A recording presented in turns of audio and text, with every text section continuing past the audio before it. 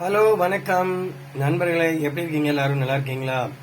இன்னைக்கு நம்ம என்ன அப்படி பார்க்க போறோம்னா விரால் பொரியல் எப்படி பண்றது, இல்லை விரால் கிரேவி ரெண்டு ஒன்று தான். ஸோ எப்படி பண்றதுங்கிறது நான் இன்னைக்கு செய்து காட்டுறேன், நீங்க பாருங்க. வாங்க வீடியோக்குள்ள போலாம். நறுக்கிய சின்ன வெங்காயம், நறுக்கிய தக்காளி, விதை நீக்கப்பட்ட தக்காளி, இஞ்சி பூண்டு. இப்போ இந்த இஞ்சி பூண்டு கூட சோம்பு கொஞ்சம் நம்ம போடணும். மிக்சியில் போட்டு அரைச்சி வைக்க போறோம்.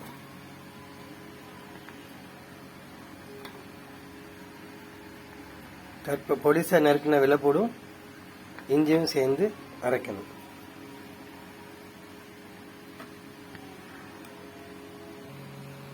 கொஞ்சோண்டு சோம்பு எடுத்துக்கிறோம் நம்ம. போதும், இந்த அவ்வளோ போட்டால் போதும். சரியா? வாங்க.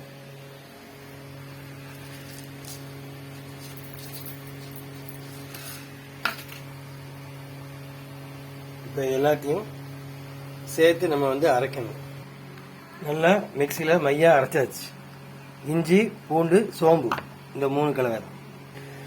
அடுத்து என்ன பண்ண போறோம் அப்படின்னா, சுத்தமான செக்கு எண்ணெய், கடலை எண்ணெய்.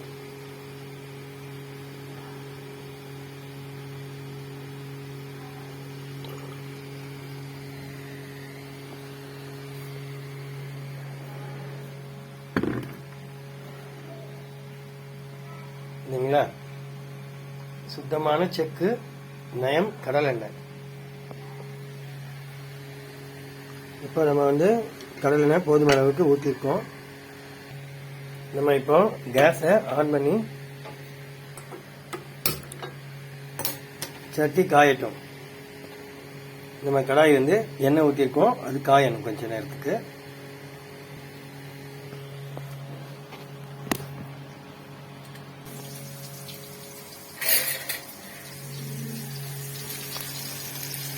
நறுக்கி வச்ச வெங்காயத்தை போட்டாச்சு.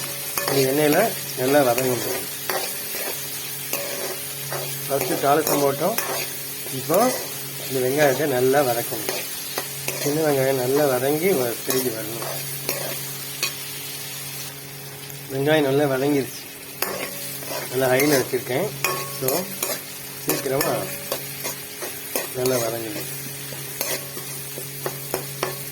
இப்போ நம்ம வெட்டி வச்சிருக்கிறது தக்காளி தூக்கி உள்ளே போடணும். ஸோ தக்காளி எடுத்து போட்டேன். ஸோ இனிமேல் தக்காளி வெங்காயமும் நல்லா வதங்கணும்.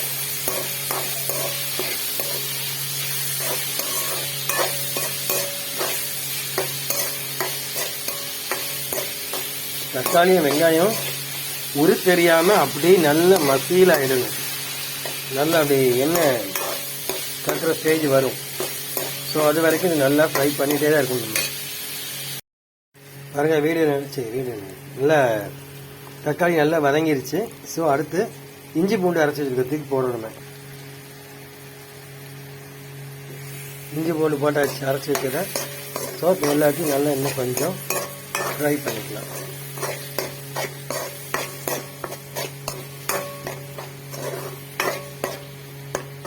கொஞ்சம் தண்ணி வேணால் ஊற்றிக்கலாம்.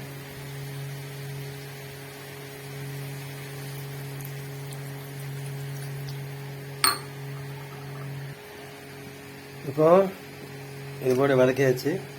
ஸோ நம்ம கொஞ்சம் மிளகாத்தூள் இதில் ஆட் பண்ணணும். இப்போ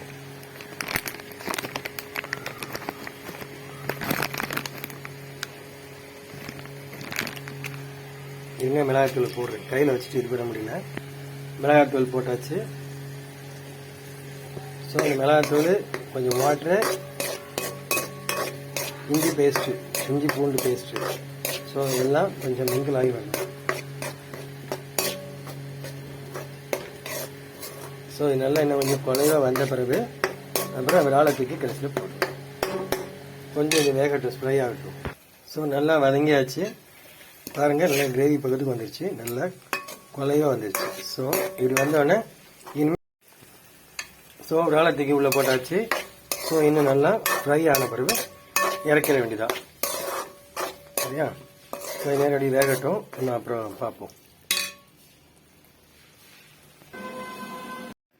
நல்லா வதக்கியாச்சு.